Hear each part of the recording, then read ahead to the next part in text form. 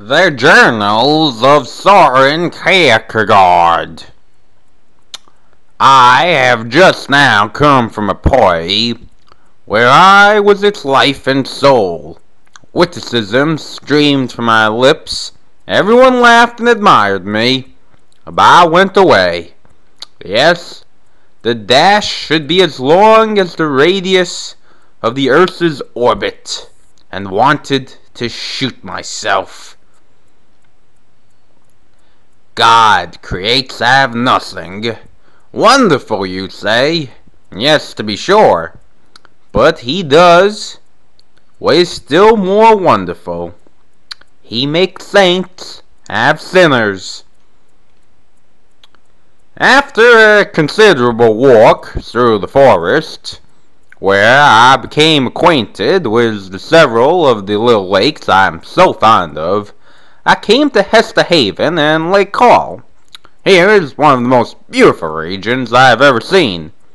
The countryside is somewhat isolated and slopes steeply down to the lake, but with the beach, forest growing on either side, it is not barren. A growth of rushes forms the background, and the lake itself is the foreground.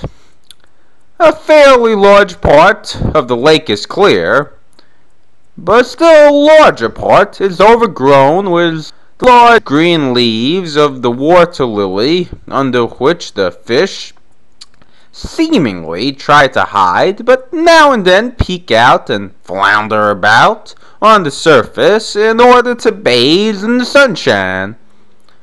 The land rises on the opposite side, a great beech forest, and in the morning, the lighted areas make a marvelous contrast to the shadowed areas. The church bells call to prayer, but not in a temple made by human hands. If the birds do not need to be reminded to praise God, then ought man not be moved to prayer outside of the church, in the true house of God, where heaven's arch forms the ceiling of the church, where the roar of the storm and the light breezes take the place of the organ's bass and treble, where the singing of the birds make up the congregational hymns of praise, where echo does not repeat the pastor's voice as in the arch of the stone church, but where everything resolves itself in an endless antiphony. In order to learn true humility, I use this expression to describe the state of mind under discussion, it is good for a person to withdraw from the turmoil of the world. We see that Christ withdrew when the people wanted to proclaim him king, as well as when he had to walk the thorny path. For in life, either the depressing or the elevating impression is too dominant for true balance to come about. Here, of course, individuality is very decisive, for just as almost every philosopher believes he has found the truth, just as almost every poet believes he has found Mount Parthenos, just so we find, on the other hand, many who link their lives entirely to another, like a parasite to a plant, live in him, die in him. For example, the Frenchman in relation to Napoleon.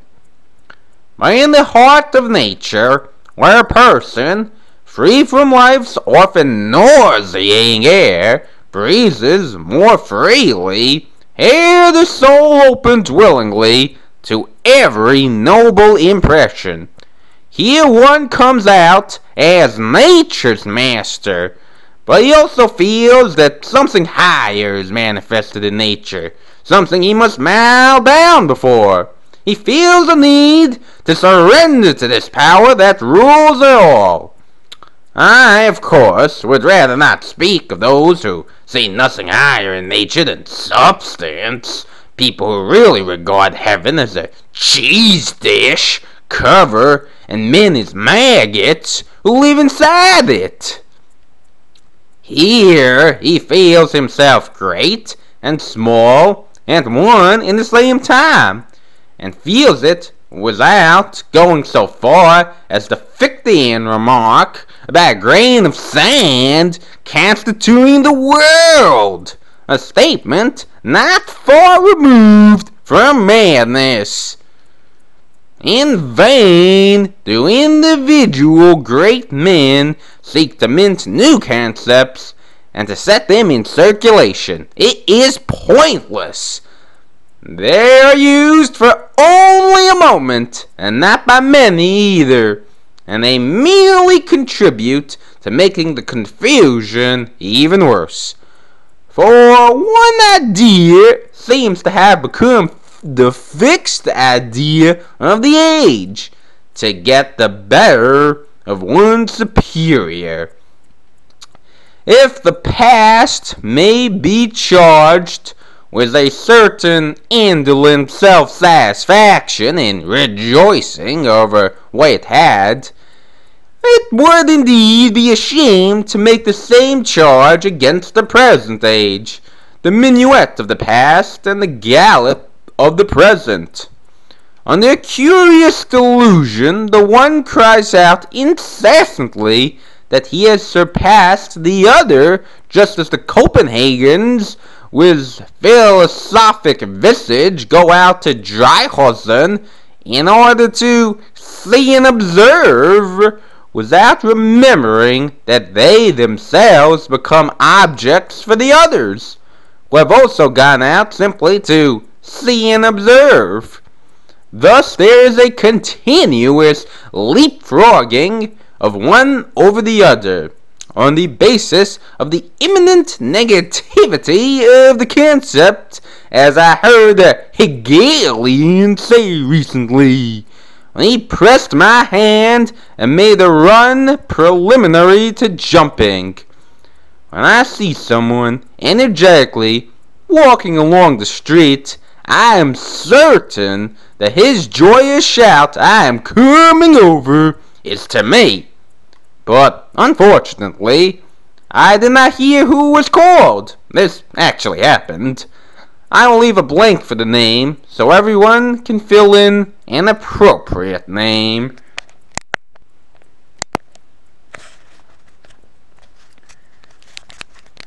One could construe the life of man as a great discourse in which the various people represent different parts of speech. The same may apply to states. How many people are just adjectives, interjections, conjections, adverbs? How few are substantives, active verbs? How many are copulas? Human relations are like the irregular verbs in a number of languages where nearly all verbs are irregular. Oh, can I really believe the poet's tales, that when one first sees the object of one's love, one imagines one has seen her long ago, that all love, like all knowledge, is remembrance, that love too has its prophecies in the individual. It seems to me that I should have to possess the beauty of all girls in order to draw out a beauty equal to yours, that I should have to circumnavigate the world in order to find the place I lack, and which the deepest mystery of my whole being points towards. And at the next moment you are so near to me, filling my spirit so powerfully, that I am transfigured for myself, and feel that it's good to be here. There must have been many who had a relationship to Jesus similar to that of Barabbas. His name was Jesus Barabbas. The Danish Barabbas is about the same as Mr. X or Mr. Doe, filius patris, his father's son, is too bad, however, that we do not know anything more about Barabbas. It seems to me that in many ways he could have become a counterpart to the wandering Jew. The rest of his life must have taken a singular turn. God knows whether or not he became a Christian. It would be a poetic motif to have him, gripped by Christ's divine power, step forward and witness for him. It belongs to the imperfection of everything human that man can only attain his desire by passing through its opposite. To stand on one leg and proves God's existence is a very different thing from going on one's knees and thanking him. I may live for 30 years, or perhaps 40, or maybe just one day. Therefore, I have resolved to use this day, or whatever I have to say in these 30 years, or whatever I have to say this one day I may have to live, I have resolved to use it in such a way that if not one day in my whole past life has been used well, this one, by the help of God, will be. It seems to be my destiny to discourse on truths, insofar as I discover it, in such a way that all possible authority is simultaneously demolished, since I am incompetent and extremely undependable in man's eyes. I speak the truths and thereby place them in the contradiction from which they can be extricated only by appropriating the truths themselves. A man's personality is matured only when he appropriates the truths, whether it's spoken by Balaam's ass, or a sniggering wag, or an apostle, or an angel. Consciousness presupposes itself, and asking about its origin is an idle, and just as sophistical a question as the old one. What came first, the fruit tree or the stone? Wasn't there a stone out of which came the first fruit tree? Wasn't there a fruit tree from which came the first stone? It is quite true that philosophy says the life must be understood backwards. But then one forgets the other principle, that must be lived forwards. Which principle, the more one thinks it through, ends exactly with the sort that temporal life can never properly be understood precisely, because I can at no instant find complete rest in which to adopt a position backwards. If I were to imagine a girl deeply in love and some man who wanted to use all his reasoning powers and knowledge to ridicule her passion, well, there's surely no question of the enamored girl having to choose between keeping her wealth and being ridiculed. No. But if some extremely cool and calculating man calmly told the young girl, "I will explain to you what love is," and the girl admitted that everything he told her was correct, I wonder if she wouldn't choose his miserable common sense rather than her wealth. Since my earliest childhood, a barb of sorrow has lodged in my heart. As long as it stays, I am ironic. If it is pulled out, I shall die. What the age needs is not genius. It's had geniuses enough, but a martyr, who in order to teach men to obey would himself be obedient unto death. What the age needs is awakening, and therefore some day, not only my writings, but my whole life, all the intriguing mystery of the machine, will be studied and studied. I never forgot how God helps me, and it is therefore my last wish that everything may be to His honor. It is the duty of the human understanding to understand that there are things which it cannot understand, and what those things are. Human understanding has vulgarly occupied itself with nothing but understanding. But if it would only take the trouble to understand itself at the same time, it would simply have to posit the paradox. The tyrant dies, and his rule is over. The martyr dies, and his rule begins. Job endured everything until his friends came to comfort him. Then he grew impatient.